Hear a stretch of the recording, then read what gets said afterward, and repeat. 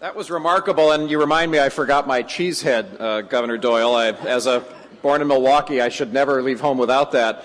Although my wife will tell you there's a cheese store here in Beverly Hills where if you put that cheese in your gas tank, it would be more than $150 a barrel oil. But we look forward to your vision coming true. You know, it really is remarkable what you've just heard from these amazing leaders and the fact that they would take the time to come across the country when they have things in their own states going on with budgets, with all the usual things that governors have. So for them to carve out this time to come together, please give them another great big round of applause and thank you.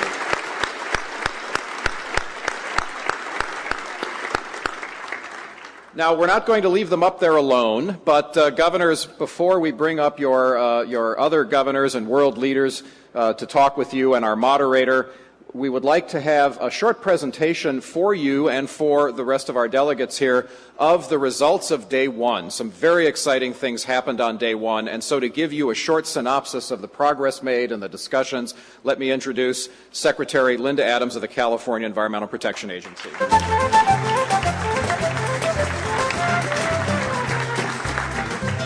Governors, thank you again for being here. I've not had the honor to meet all of you yet, but we're going to have to continue this cheese debate later today.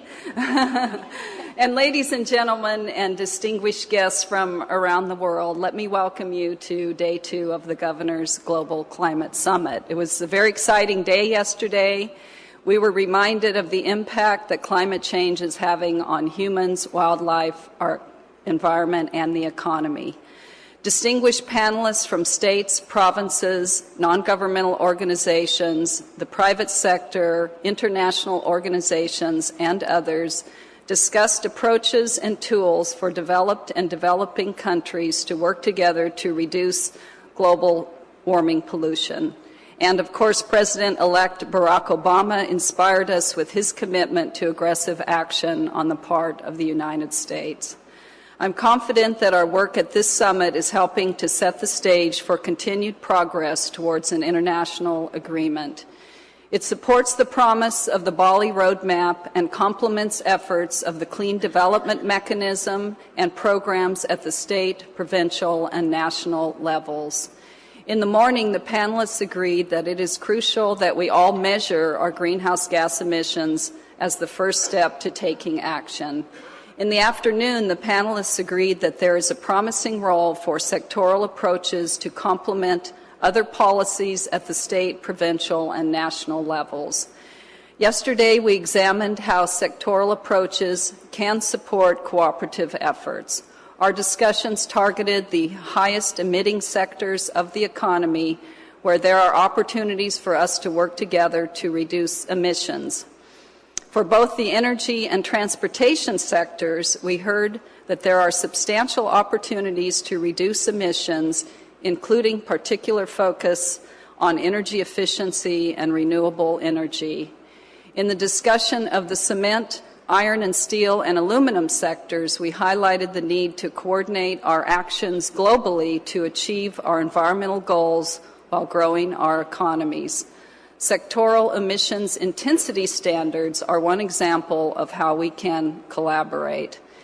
And we were reminded of the opportunities for sequestering carbon through effective forestry and agriculture programs. Working groups will continue developing tools to use sectoral approaches, including establishing industry standards, protocols for reductions, energy efficiency programs, finance measures, and the like. So in conclusion, I want to thank the speakers, the session chairs, the moderators, and the panelists for their hard work and contributions to this important summit. And now it is my great pleasure to introduce you to Carter Roberts, President and CEO of the World Wildlife Fund. The World Wildlife Fund is working to conserve the world's ecosystems. They combine global reach with a foundation in science, promoting action at every level, from local to global. Ladies and gentlemen, Carter Roberts.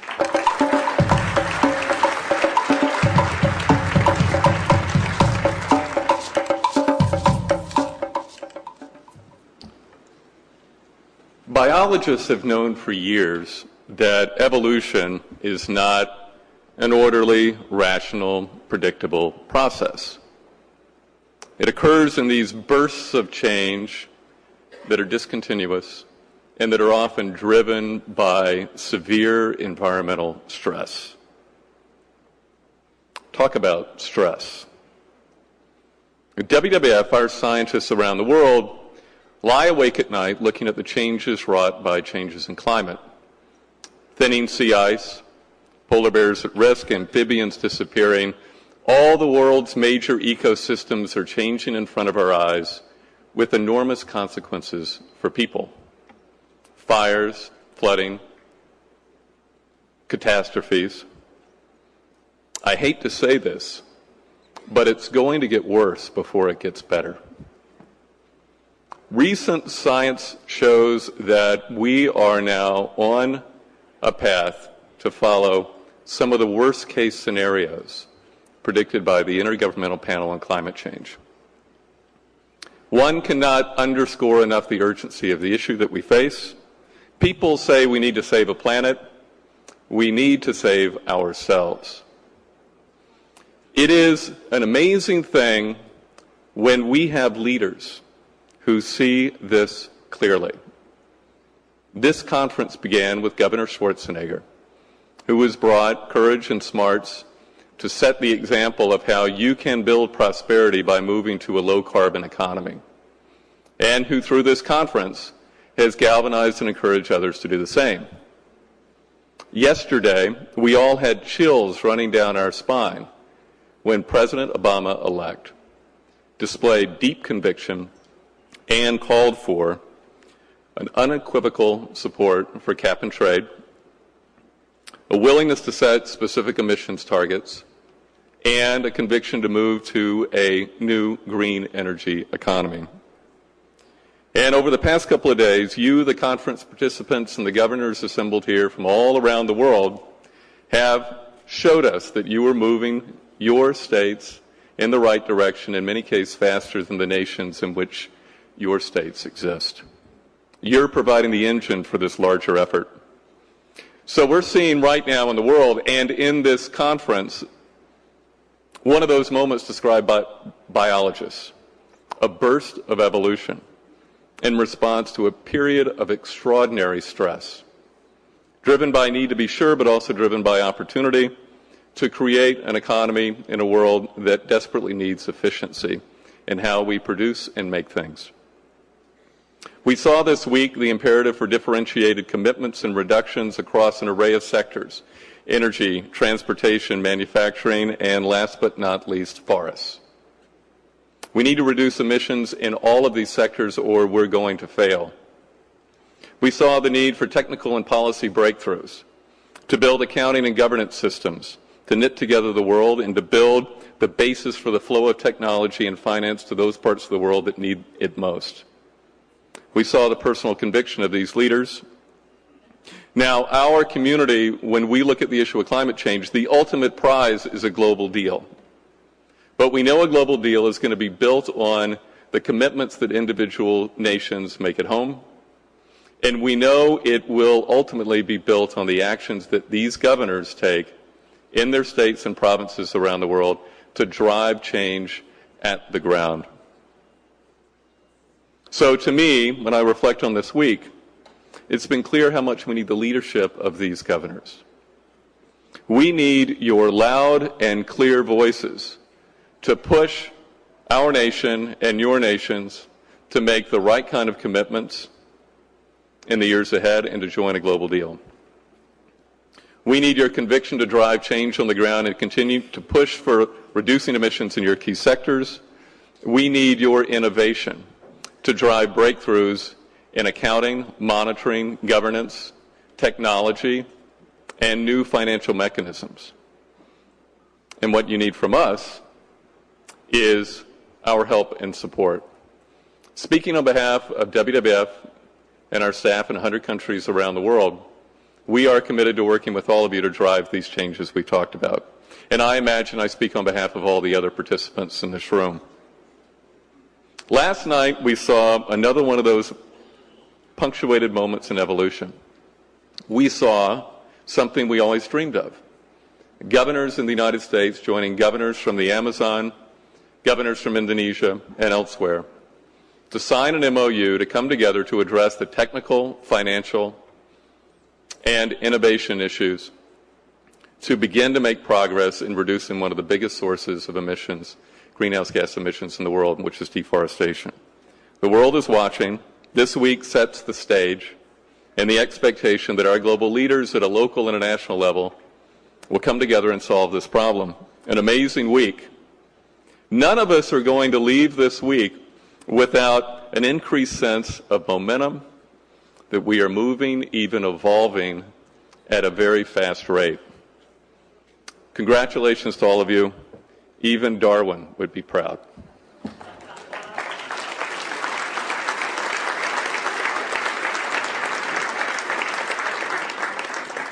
Thank you, Carter. And now, governors, one more short set of remarks reporting from yesterday. Dr. Sabine Miltner of Deutsche Bank, who has some amazing economic information about the benefits of the work that we're all doing together. Please give a warm welcome for Dr. Sabine Miltner.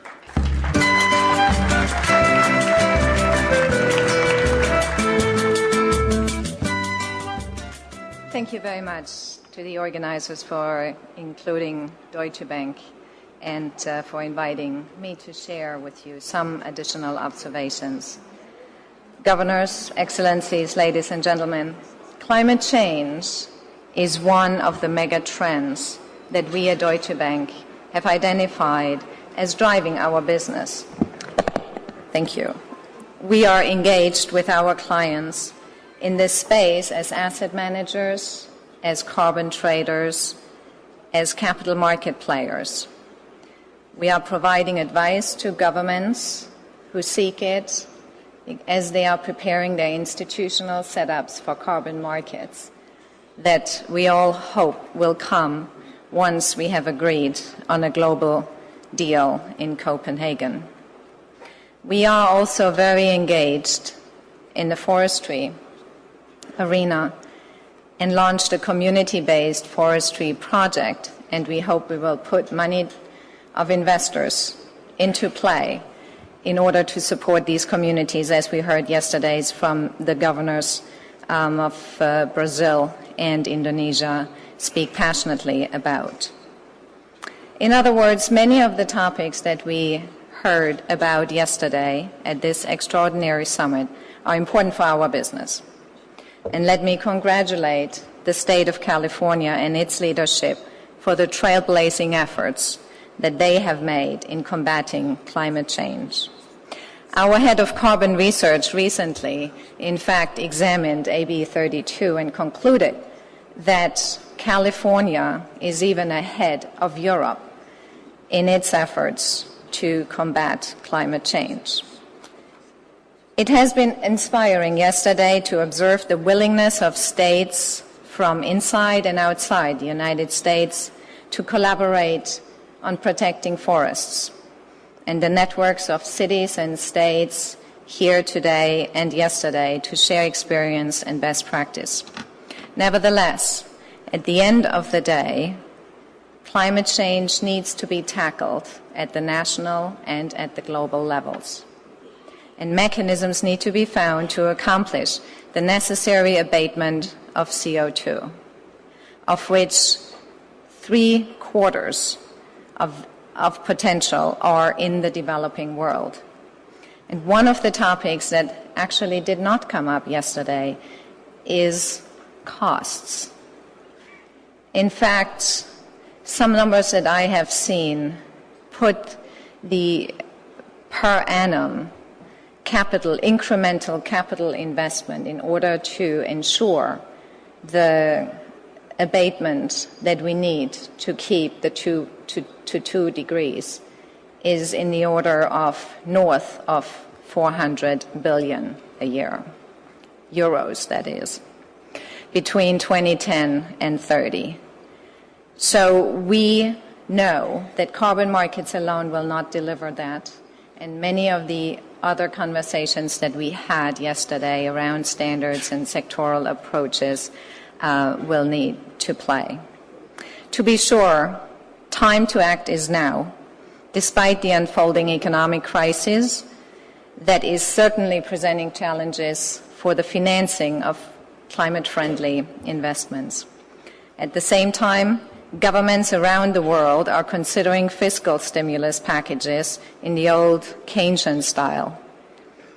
These should be targeted at infrastructure investment that support a low-carbon economy, in particular, energy efficiency in buildings, power grid that can accommodate renewable sources, renewable power itself, and public transport, not only in the US, but particularly in the US. Such fiscal packages can indeed create jobs. They can create prosperity.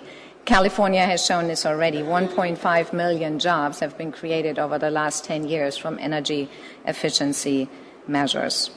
The public funds that hopefully will be spent to stimulate the economy, to stimulate a low-carbon economy, should be only seed money for much larger flows of private funding that will be required in order to finance the transformation of our economies. Whether this is in form of public-private partnerships, whether these are risk guarantees or any other instruments. Together, public and private sectors can achieve low-carbon prosperity. Thank you very much.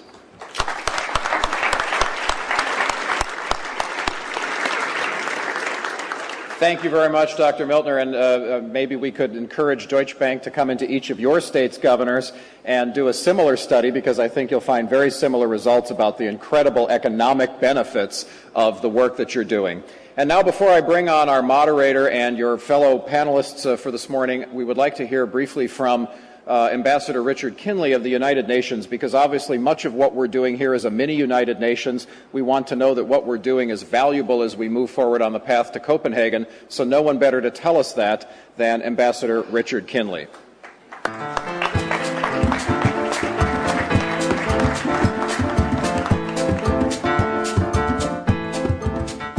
Thank you very much, Terry. Honorable Governors, ladies and gentlemen, good morning. It's a great honor for me to be here today to speak to you on behalf of the United Nations and its Framework Convention on Climate Change. I was invited to speak on the theme of call to action. One cannot but be impressed by the scope and the scale of the actions to reduce emissions of greenhouse gases that are being undertaken by the states and the provinces and the industries that are present here at this summit. Welcome as all of this is, though, in the face of today's climate change challenge, these actions can only be seen as a beginning. I'm afraid I need to change the theme of my remarks to call for more action. Science tells us that reductions in global emissions of 50% by 2050 are needed, with industrialized countries having to do even more. And by 2020, which is barely 12 years away, the world needs to see emissions in the developed countries as a group reduced by 25 to 40% against 1990 levels, and the growth in developing countries' emissions well below business as usual. These are extraordinarily ambitious targets that will require concerted national actions and unprecedented international cooperation. One has to contemplate nothing less than a transformation of the global economy to a low-carbon development path. Change on this scale to address a complex global problem in a globalized economy can only be achieved if it is built on international agreement. International agreement that encompasses commitments to reduce emissions and to support others in reducing their emissions or in adapting to the impacts of climate change that are already being felt. The good news in terms of international cooperation is that the basis for further action exists. The United Nations Framework Convention on Climate Change and its Kyoto Protocol have laid the foundation for an ambitious new international regime, including a nascent international carbon market. But it's now universally accepted that much more needs to be done. The second piece of good news is that governments last year at the Bali Climate Change Conference launched comprehensive negotiations on long-term cooperative action on climate change, with a focus on the arrangements in the period after 2012. These negotiations are approaching their halfway point on the way to conclusion in Copenhagen in December 2009. In less than 10 days, negotiators and ministers will gather in Poznan in Poland to take stock, and we hope to launch an intensive second year of negotiations. The Bali Roadmap provides a rough sketch of the eventual outcome of these negotiations, but that sketch must now be turned into a detailed tableau. The main elements of the outcome are likely to be, first, ambitious emission reduction targets by industrialized countries. Second, actions by developing countries to reduce their emissions and support for them to take even more actions. Thirdly, support mechanisms that deliver financing, technology development and transfer, and capacity building to enable developing countries to find development paths that are, if I may borrow from BP, beyond carbon. A significant scaling up of resources is also needed to help countries adapt to the impacts of climate change, especially the poorest and most vulnerable. Speaking here only 2 weeks after the United States elected a new president, and 1 day after we heard him speak to the conference, it's difficult not to say something about this situation. That Mr. Obama's election platform included a pledge, which he repeated yesterday, to take an international leadership role. In fact, I think he said a vigorous international leadership role on climate change, has created an expectation and an excitement that will energize the negotiations. Leadership by the United States will be crucial in achieving success in Copenhagen in 2009, and even more crucial to achieving the technological breakthroughs and innovations that must come in its wake. So where in this picture, you may well ask, does action by state and provincial governments fit? 3 aspects deserve to be highlighted. First, state and provincial governments control or influence important contributors to greenhouse gas emissions. Early action by these governments, which you've heard much about at the summit, has shown what can be done and that action is possible without bankrupting economies. Second, action at the state level can be, in many countries, an important contributor to the ability of national governments to commit to ambitious targets internationally. Third and finally, state and provincial governments will have key roles to play in implementing international agreements through their policies to climate-proof their societies and as controllers of the levers of emissions. In conclusion, I therefore say to the governors here, congratulations on being climate leaders, but the world needs more of the same if it is to meet the climate change challenge. More in your own states and provinces, more in terms of cooperation and mutual support amongst your governments, and more in terms of encouragement to national governments. A global deal in Copenhagen in 2009 is important. Be advocates for that deal. Despite the difficult negotiations to come, a Copenhagen deal is in our common interest. Thank you.